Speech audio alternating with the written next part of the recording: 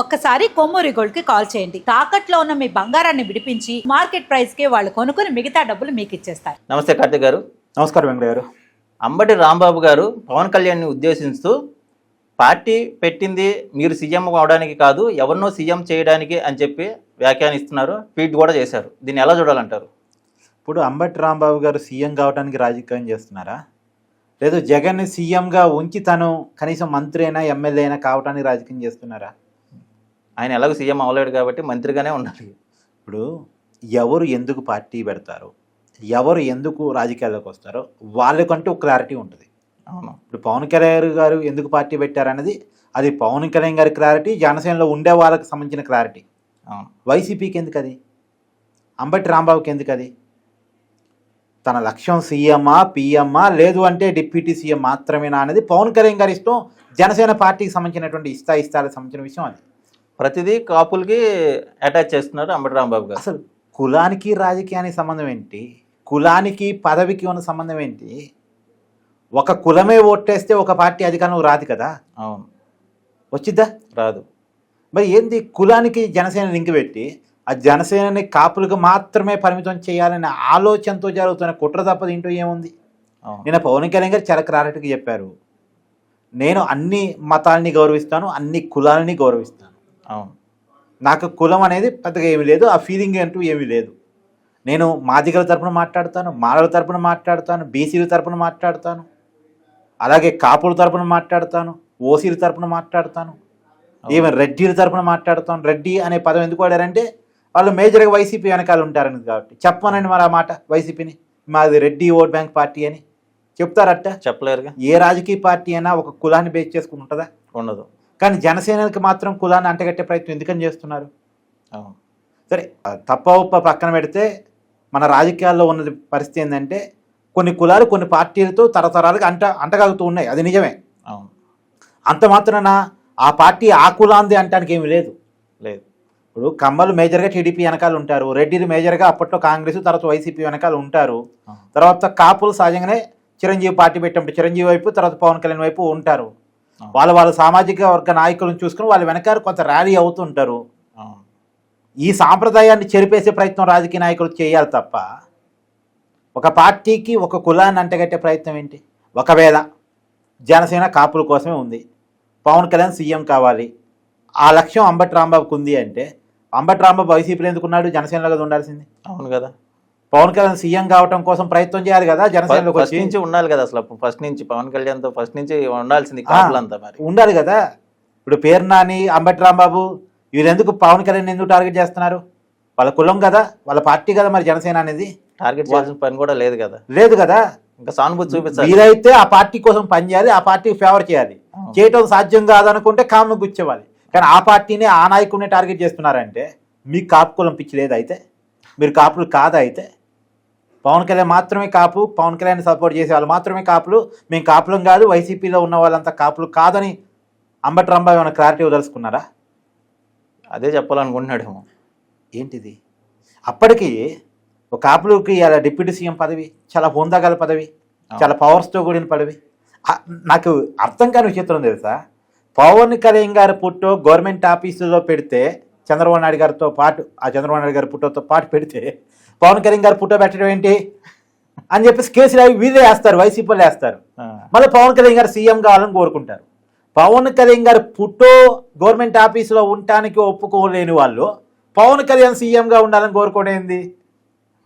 CM కావాలని కోరుకునే వాళ్ళు పవన్ కళ్యాణ్ గారికి ఎక్కువ క్రేజ్ దక్కాలి, పవన్ కళ్యాణ్ గారి ఫోటో ఎక్కడ చూసినా ఉండాలి, ఎక్కడ చూసినా ఆయన పేరు వినపడాలని కోరుకోవాలి కదా జనరల్గా. కానీ దాన్ని రివర్స్గా కోరుకుంటుంటారు.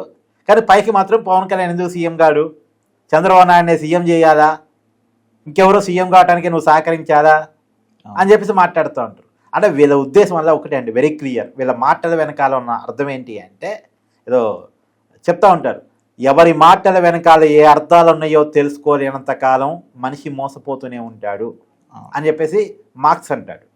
సో కాబట్టి అంబటి రాంబాబు మాటల వెనకాల ఉన్నటువంటి ఆంతర్యం ఏంటి అంటే జనసేనను టీడీపీని అర్జెంటుగా విడదీయాలి. వీళ్ళు విడిపోతే వైసీపీకి అధికారం రాదు. అవును, చెప్పాడుగా విజయసాయి రెడ్డి ఓపెన్గా. ఇది ఓపెన్ స్టేట్మెంట్, నేను చెప్తుందేం కాదు.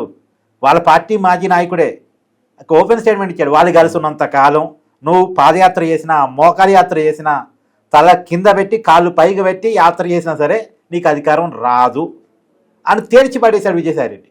అవును. ఇప్పుడు జనసేన టీడీపీ కలిస్తే కృష్ణా గుంటూరు ఈస్ట్ వెస్ట్ ఉత్తరాంధ్ర రాయలసీమలో కొన్ని ప్రాంతాలు అవును. వన్ సైడ్ అయిపోతాయి. ఇక ఇన్ని ప్రాంతాలు వన్ సైడ్ అయిన తర్వాత వైసీపీ అధికారం ఎక్కడ రావాలి? కష్టం. అది వైసీపీకి ఉన్న భయం. అందుకనే పవన్ కళ్యాణ్ సీఎం కావాలి కావాలి అనే పేరుతోటి జన సైనికులను ఆ కూటమి నుంచి విడదీయాలి. ఆ ప్రయత్నంలో వైసీపీ ఉంది. అసలు నిజానికి ఒక పోనీ అబ్బా పవన్ కళ్యాణ్ సీఎం కావాలని కోరిక అంబటి రాంబాబుకు ఉంది, లేదు పేరు నానుకుందంటే వైసీపీ వాళ్ళందరినీ చెప్పను మేము పవన్ కళ్యాణ్ సీఎం కావటాన్ని సహకరిస్తాం, సపోర్ట్ చేస్తాం.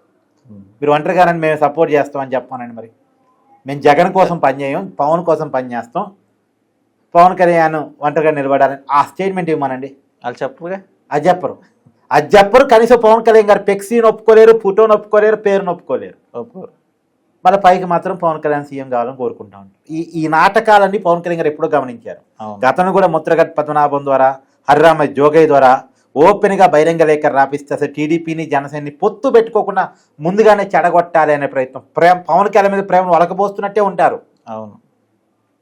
కానీ రియాలిటీలో పవన్ని టీడీపీని ఒకటి కాకుండా చేయడం కోసం వైసీపీ తరపున చేసే ప్రయత్నాలు ఇవన్నీ కూడా. అసలు జన సైనికులను జనసేన వాళ్ళు మాత్రం ఈ టాపిక్ నేతరు, ఓన్లీ వైసీపీ వాళ్ళు మాత్రమే వాళ్ళే జన సైనికులాగా ఫీల్ అవుతూ ఇలాంటి టాపిక్ ఉంటారు. అసలు జనసేనలో చాలా హ్యాపీ అండి.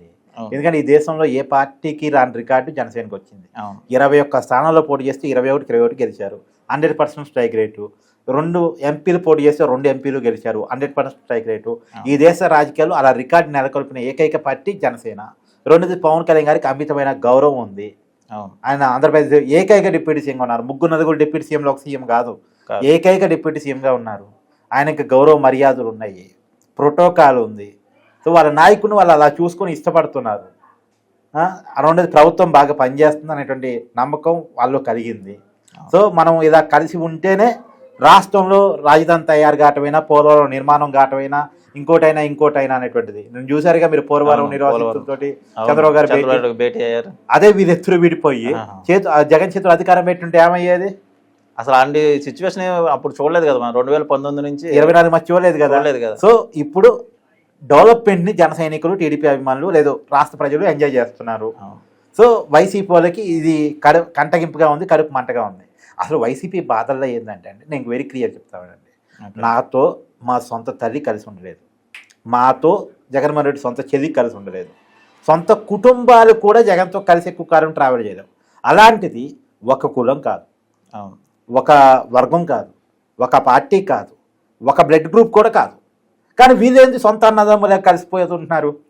ఎన్ని పుల్లలు పెడతామని చేసినా వర్కౌట్ కావట్లేదు. ఏంది వీళ్ళ మధ్య అంత బాండింగ్ ఏంటి అసలు? ఇది వైసీపీకి అర్థం కావట్లేదు. సొంత కుటుంబమే కలిసి ఉండలేని పరిస్థితి వైపు, సొంత కుటుంబాలు కాకపోయినా వేరు పార్టీలు అయినప్పటికీ కూడా అన్నదమ్ములుగా కలిసి ఉంటున్నటువంటి చంద్రబాబు, నారా లోకేష్, పవన్ కళ్యాణ్ అండ్ బీజేపీ పెద్దలు ఇంట్రాక్షన్ మరోవైపు. ఇది చూసి ఓర్చుకోలేకపోతున్నారు.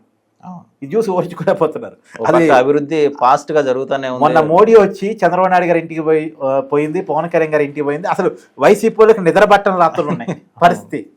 సో సరే, వాళ్ళ ఫ్రస్ట్రేషన్ వాళ్ళది. సో ఫ్రస్ట్రేషన్ డైలాగ్స్ అనుకుందాం అంతే. ఓకే, థ్యాంక్ యూ అండి.